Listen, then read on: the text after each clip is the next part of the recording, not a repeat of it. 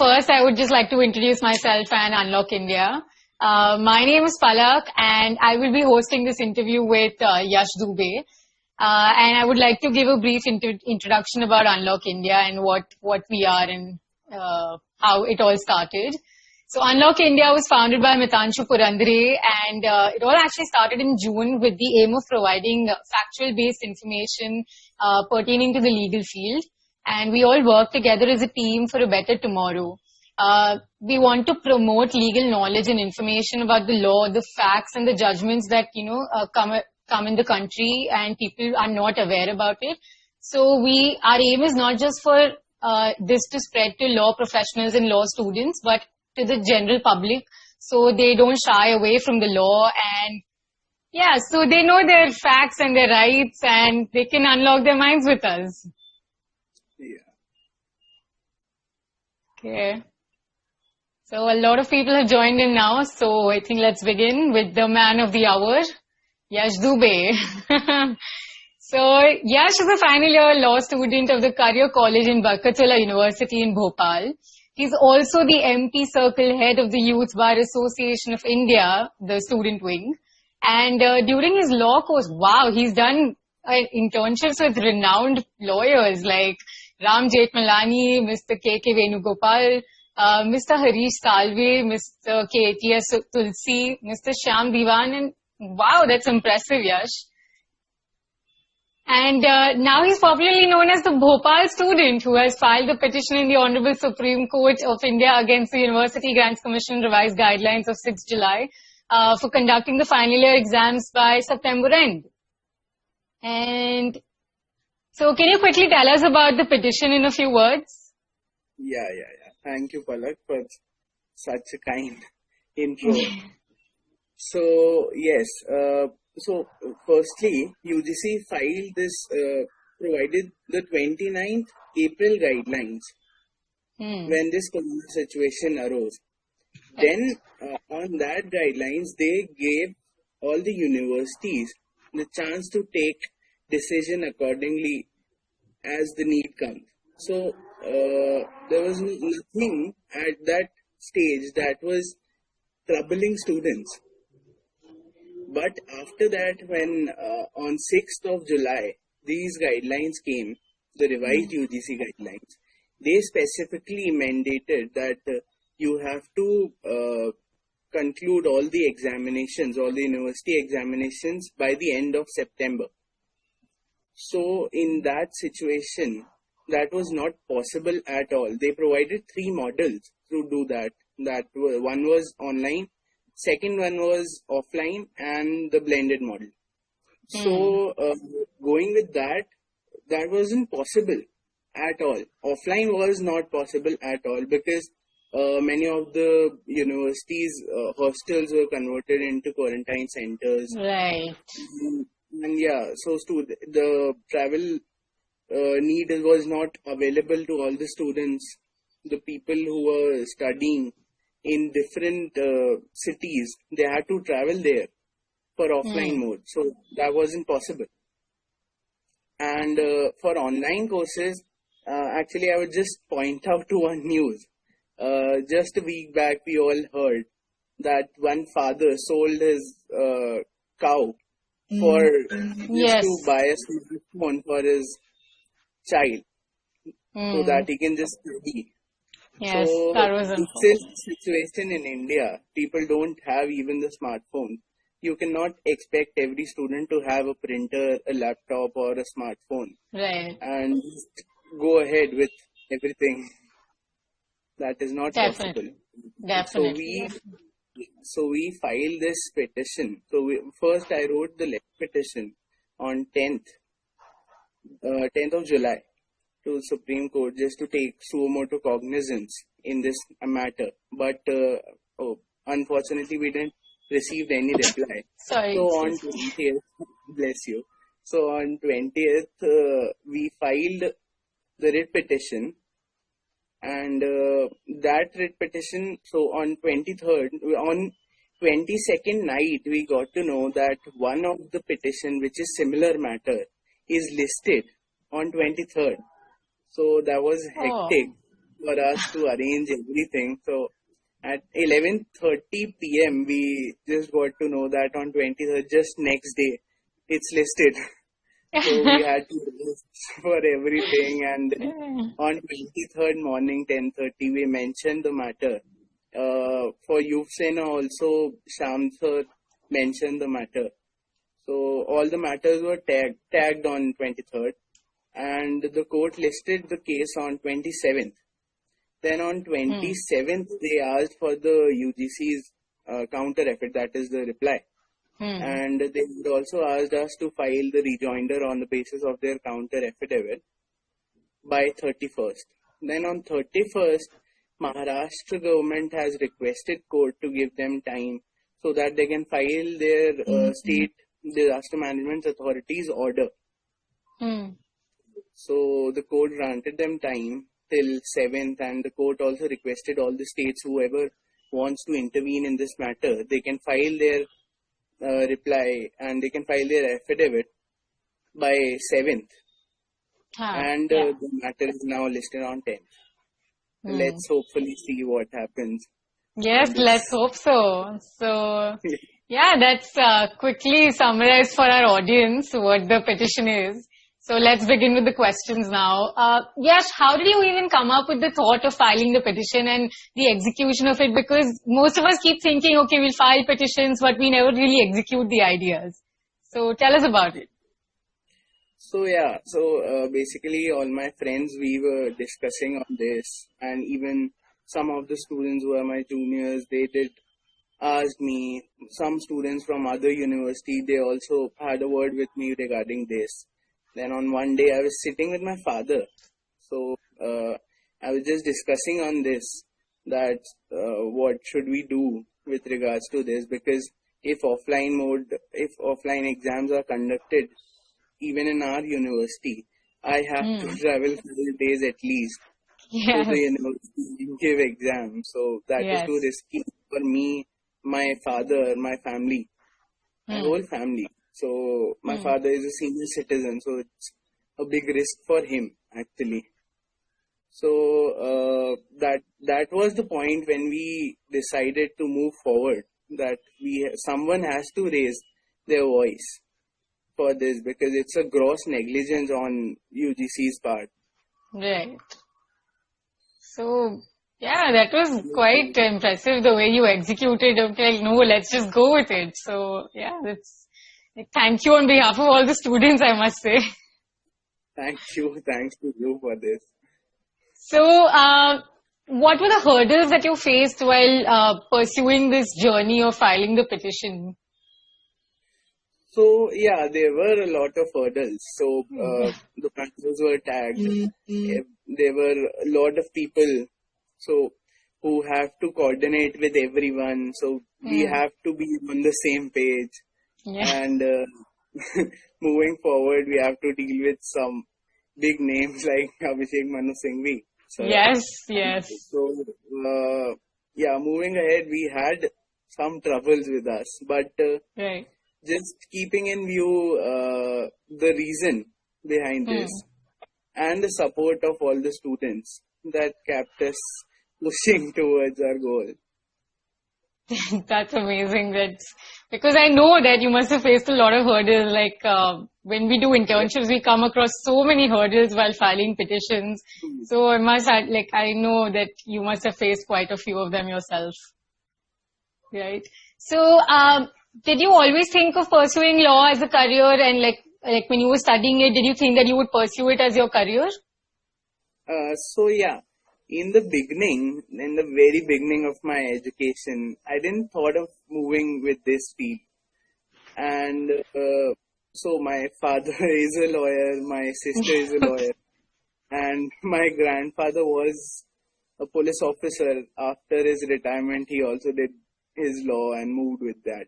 So generation of lawyers. Yes. I'm a third generation lawyer. So, after completing my 10th, and I just gradually saw the power of being in this profession. I just can't move, just outside this.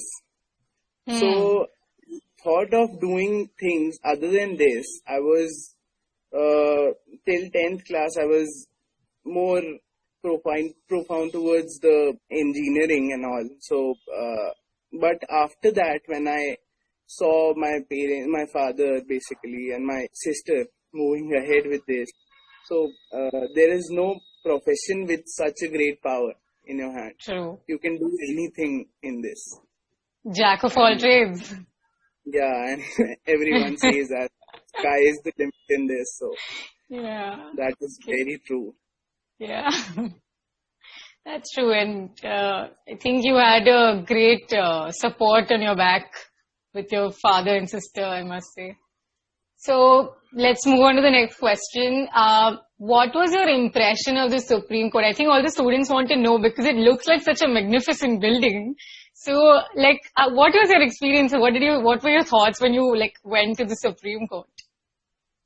So yeah, the first time it was in 2017 when I was interning under Mr. KTS Tulsi sir, and Okay. I was there for one of the hearing. So we all the interns, we just roam around. We saw everything in the Supreme Court. It was too rushy. Everyone was Yeah. running for their number, and for every court, it was too rushy. So there was no space even to enter inside the court.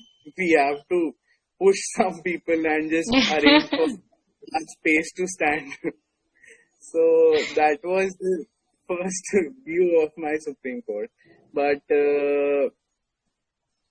after moving with this, after I'm very hopeful, I'm very grateful to all these seniors who gave me chance to intern under them. So with that experience, learned a lot. And because of that experience, I think it's somewhere it is easy for me to move ahead with this petition.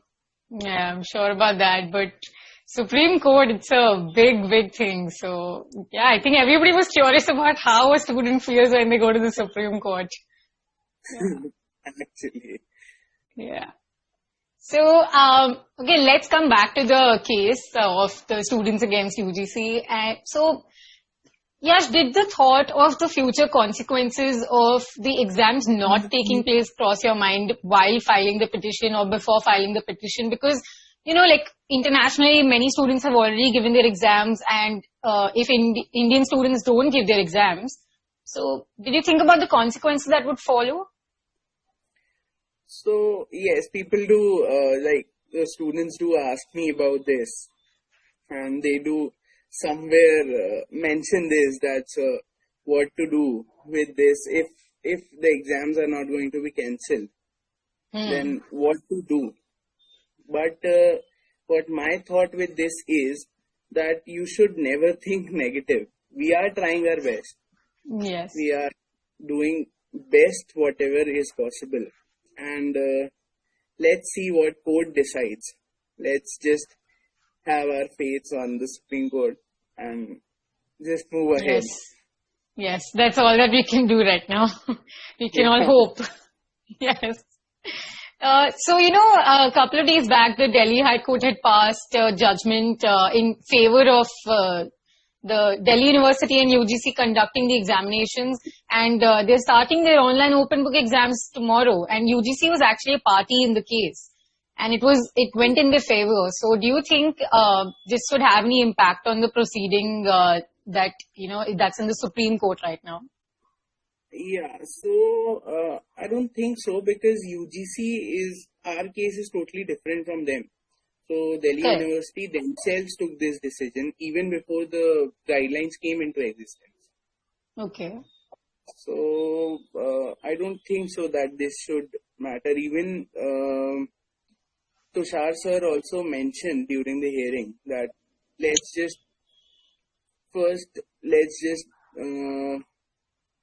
Supreme Court's order come into existence. Okay. And then just move ahead with this. But the court did order it. And I don't think so really that the DU's decision would matter in this, because it's totally different. Right. And even what I know as DU doesn't come under the UGC thing. But UGC was a part in that, and UGC was a party in that matter, but that was specifically for Delhi University's decision. yes, that was specifically for them. Yes. So, because I got a lot of questions saying that, okay, now Delhi University is having exams, so like what about the other universities in the country? Like now, tomorrow Mumbai University or any other university can conduct exams based on Delhi University's judgment. So, yeah. So, yeah, thank you for clearing that up. Yeah, so yesterday only I was having a word with someone. So he also told me that even many of the state governments are relying upon this Supreme Court's order only. So everyone is waiting for Supreme Court to order. The soon we get something fruitful, it's better. So we have a question that would the case be adjourned again? So that actually is similar to what my question was, that what feeling do you have about tomorrow's proceedings in the Supreme Court? Yeah, so let's see what happens, because the problem here is lot of interveners are coming. And interveners do come.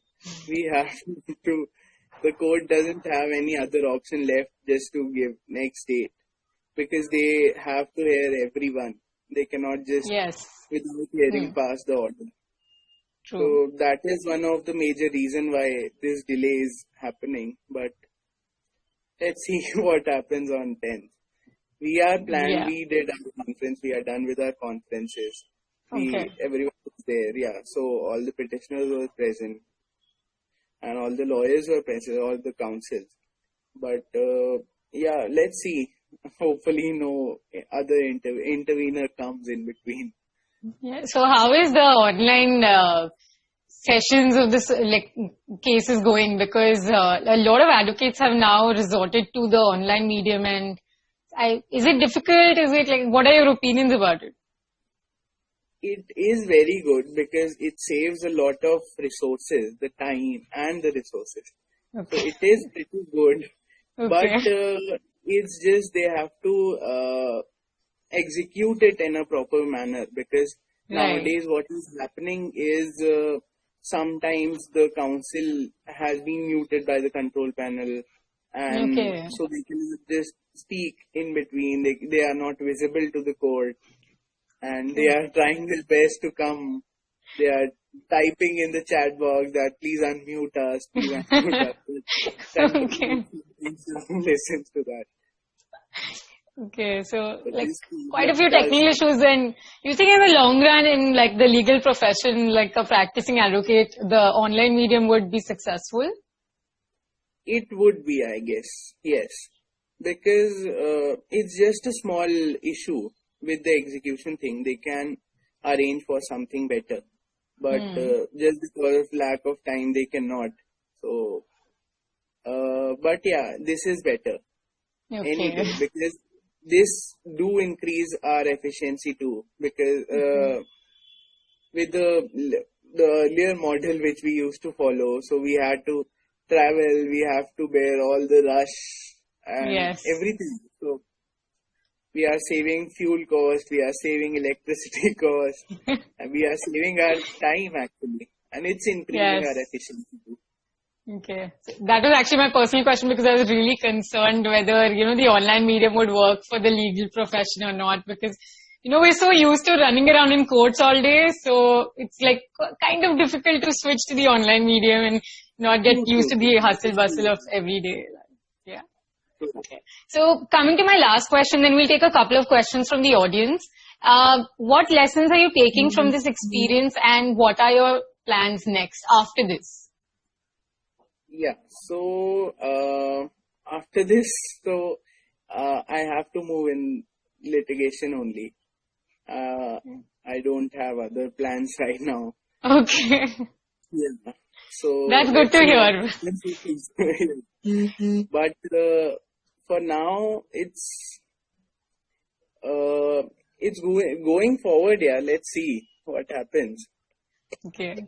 That's good to hear that you had the positive approach and that you said that, okay, you want to go into litigation only after this. And had you said that you were not going into litigation, I think people would be like, okay, litigation is tough. Yes. Like maybe Yes, it's it like, is. Yeah, it's fun too. So I yeah, cannot do that. that's true. I completely agree. Yes. Completely agree. Okay, And so I let's take cannot. a couple of questions from the audience, and I think somebody has mentioned, do you feel that the decision of the Supreme Court is biased in any way? I shouldn't be asking this, but still, fair question. No, yeah, not at all. We should have full faith on our Yes, judiciary system. yes, Not at all. Never. yes. Anybody has any other questions? We could wrap up this session if there's no questions, because this has been great and it's actually given me quite a lot of clarity on this. Thank you for, agreeing to this actually. Not a problem at all, yeah. Yeah. It's always better to converse. Yes. And if we don't converse, then that's not even a profession yet. The legal profession get paid to converse. Correct. So, soft skills. So, I don't think we have any more questions. You took a great step for the better future. We are all with you, brother. Yes, we are. Okay, we have a question. MHA hasn't updated its stand. Would this affect tomorrow's hearing? No, I don't think so, because maybe if they take time for that, if they ask for time, but I don't think so Supreme Court should grant more time to them, because they, in the last order, they specifically provided 7 days time. That was a huge period for everyone to respond. So whatever happens, I don't think so Supreme Court will provide them extra time with regards to this. Let's And hope so. so UGC's counter is pretty similar to what MHA will say. So Okay. let's see. Yeah, let's hope for the best. Let's hope for a positive decision or like an approach tomorrow in the Supreme Court. So I think we don't have any more questions. So I think we can wrap this session up, and it's been quite informative.